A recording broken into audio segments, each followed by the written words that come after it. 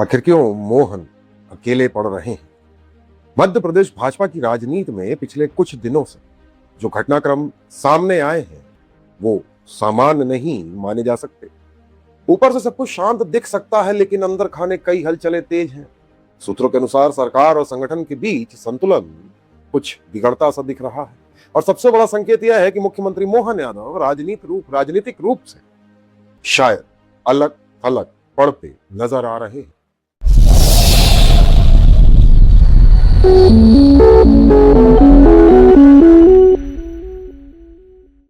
मोहन यादव को मुख्यमंत्री बनाया गया था तब यह माना गया था कि पार्टी ने उन्हें लेकर एक लंबी रणनीति बनाई है। यह संदेश दिया गया कि नेतृत्व ने एक नई लकीर खींची और मोहन यादव को पूरी ताकत के साथ आगे बढ़ाया जाएगा। लेकिन जैसे जैसे समय बीतता गया यह तस्वीर धुंधली होती चली गई। सरकार की कार्यप्रणाली को लेकर एकला चलो जैसी चर्चाएं शुरू हो गई।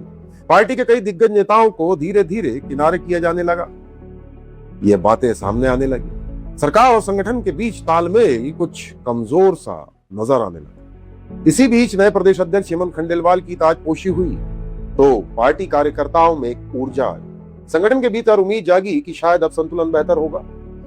लेकिन कुछ समय बाद वही तस्वीर एक बार फिर से धुंधली होने लगी।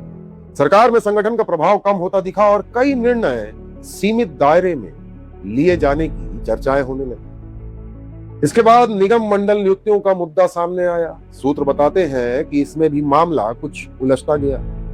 अंदरूनी चर्चा यह रही कि मुख्यमंत्री समर्थकों को संभवतः अधिक से अधिक जगह देने का कोई दबाव था। उज्जैन और मालवा क्षेत्र के नेताओं को तुलनात्मक रूप से कुछ ज्यादा पद दिए जाने की बातें अंदरूनी रूप से चलने लगी। इससे बाकी क्षेत्रों और अन्य गुटों में असंतोष बढ़ा। नतीजा यह हुआ कि सत्ता और संगठन का संतुलन बिगड़ता हुआ दिखने लगा। विधायकों और कार्यकर्ताओं के काम अटकने लगे। संगठन स्तर पर भेजी गई सिफारिशें मुख्यमंत्री कार्यालय में प्रभावहीन प्रतीत होती दिखी। कई नेताओं के बीच यह संदेश गया कि संगठन की बात सुनी नहीं जा रही। सूत्र के अनुसार इसके बाद अलग अलग भाजपा के गुटों ने आपसी सामंजस्य बैठाने की कोशिश शुरू की। इसमें ज्योतिरादित्य सिंधिया गुट, शिवराज सिंह चौहान गुट, वीडी शर्मा गुट, कैलाश विजयवर्गीय गुट, प्रहलाद पटेल गुट, नरोत्तम मिश्रा गुट, भूपेंद्र सिंह गुट, राजेंद्र शुक्ला गुट जैसे गुट शामिल थे। इन सबके बीच एकजुट होकर बात रखने की चर्चा सामने आई। यहीं से यह धारणा बनी कि मुख्यमंत्री के सामने पहली बार कई शक्तियां एक साथ खड़े, यानी कई गुट एक साथ। इसके बाद भाजपा की कोर कमेटी बैठक बुलाई गई। सूत्र बताते हैं कि यह बैठक केवल औपचारिक नहीं थी बल्कि बेहद अहम थी। इसमें अन्य गुटों ने एक सुर में मुख्यमंत्री मोहन यादव की कार्यप्रणाली पर सवाल उठाया। सरकार में समन्वय की कमी, नियुक्तियों में असंतुलन, संगठन की अनदेखी, विधायकों के काम लंबित रहना और अधिकारियों की मनमानी जैसे मुद्दे उठाए गए। सूत्रों के अनुसार इन बातों पर केंद्रीय आलाकमान ने भी चिंता व्यक्त की और संतुलन साधने के निर्देश दिए। सभी गुटों की शिकायतों और सुझावों का समाधान करने को कहा गया। यह घटनाक्रम अपने आप में संकेत था कि मामला केवल मध्य प्रदेश तक सीमित नहीं है, चर्चाएं दिल्ली तक। इसके तुरंत बाद जो निगम मंडल की संभावित सूची थी उसमें बदलाव की चर्चा शुरू हुई, यानी पुराने नाम हटाए जाने की चर्चा आई। जिन नामों पर पहले सहमति बताई जा रही थी वे बदले जाने की चर्चा होने लगी। अब उपाध्यक्ष सहित अन्य पदों पर भी एक साथ नियुक्तियों की बात निकलकर सामने आ रही है। सूत्र बताते हैं कि मुख्यमंत्री कोटे की संख्या में संभवतः कटौती संभव है, यानी संगठन और अन्य गुटों को सामूहिक पलड़ा भारी पड़ता दिखा। सूत्र अनुसार कोर कमेटी बैठक में एक और अहम सवाल उठा।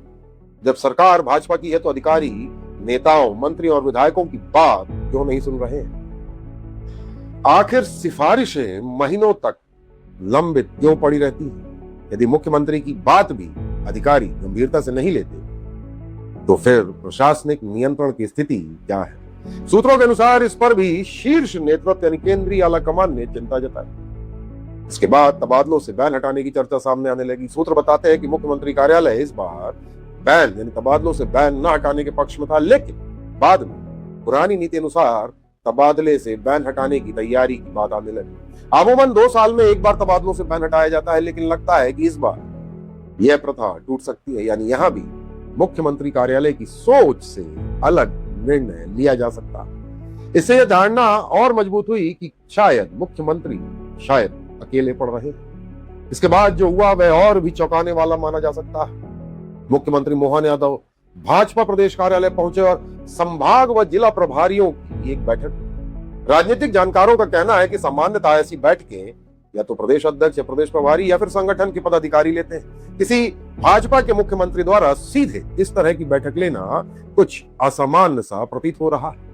वह भी मुख्यमंत्री एयरपोर्ट से सीधे प्रदेश कार्यालय पहुंचकर और सीमित समय की बैठक ली है। मुझे लगता है आधा घंटे भी नहीं हुई ली होगी। यह भी कई संकेत छोड़ रहा है। क्या संगठन का पलड़ा भारी होता दिख रहा है?